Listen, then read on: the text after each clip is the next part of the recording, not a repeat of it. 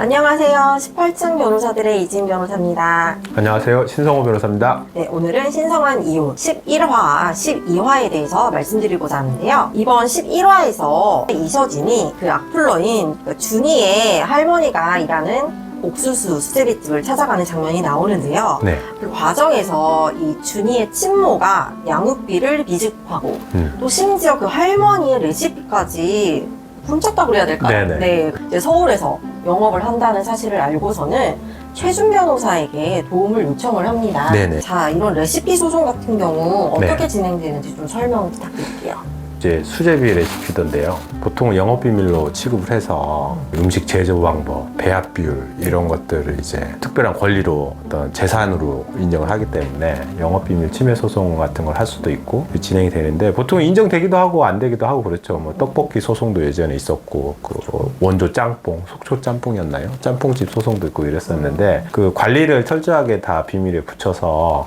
영업비밀을 관리를 했었다고 하면 인정될 수 있겠지만 그것도 또 증거라든가 증인이라든가 현황을 봐야 되니까 이것도 레시피 소송도 말처럼 쉽게 되지는 않을 것 같긴 합니다. 하지만 어쨌든 인정받을 수 있는 소송이긴 하죠. 예, 그렇게 생각이 됩니다. 네, 그 양육비 관련하여 소송을 제기하게 되면은 네. 굉장히 또 긴 싸움이 될 거잖아요. 예, 시간이 예, 필요하고. 네. 네, 그래서 이제 그 레시피 관련해가지고 소송을 하겠다. 또 그 네. 이서진의 네. 방송에서 이 사연에 대해서 이야기를 하겠다. 네네. 결국에는 양육비를 지급받게 됩니다. 네네. 근데 그 양육비 소송 같은 경우에 네. 왜 이렇게 오래 걸리는 건지 그렇죠. 네. 네. 양육비를 이제 지급하도록 판결을 받아놓고도 보통은 이행이 안 되는 경우가 굉장히 많은데 제가 찾아보니까 양육비 감치 명령을 이제 보통 신청하잖아요. 네. 지급하지 않은 경우에. 근데 이 감치 명령 결정을 받더라도 실제적으로 이렇게 이행이 되는 경우가 10%가 안 되는 것 같더라고요. 그렇게 되고 또 소송도 형사처벌을 받게 돼 있지만 감치명령을 받은 다음에 또 다시 또 시간이 필요하고 그래서 보통은 양육비 관련돼서 소송이 한 2년, 3년씩 이렇게 끌게 되고 또 그 소장을 제출해도 뭐 허위 주소를 남겨두고 살고 있으면은 이게 송달이 계속 지연되니까 실질적인 어떤 권리 보호가 잘 안 되는 경우가 많죠. 이번에 뭐 최근에 양육비와 관련돼서 미이행되는 경우에 바로 형사처벌을 받을 수 있도록 뭐 법을 개정한다 이런 얘기가 있는데 그럼 앞으로 한번 두고 봐야 될 것 같습니다. 예. 최준 변호사는 이 양육권 소송 관련해가지고 네. 잘 풀리지 않거나 네. 누군가 이렇게 도움이 필요할 때 신성한 변호사에게 또 도움을 받기도 하고 실제로 변호사님도 예. 이렇게 사건이 좀 잘 안 풀리거나 네. 의문이 생길 때 예. 어떻게 이거 해결을 주로 하시나요? 아, 제가 연수원 그 졸업할 때 연수원 교수님이 하신 말씀이 있었거든요. 모르면 물어보는 게 제일 빠르다. 그래서 뭐 주위에 있는 분들한테 물어보는 게 제일 빠르잖아요. 뭐 동료라든가 선후배, 동기들 아니면 요즘은 어떻게 하세요, 변호사님? 저는 이제 네. 선배 변호사님들이죠. 네네. 변호사님과 네네. 같은 이 네. 파트너 변호사님들이 네네. 굉장히 유능하시잖아요. 그래서 네. 도움을 많이 받고 있습니다. 그래서 그러시군요. 저 네. 한 가지 여기서 그래서 좀 네네. 말씀드리고 싶은 게 네. 구독자분들 법적으로 어려움이 있으시면은 언제든지 저희 로펌으로 연락을 주시면 네.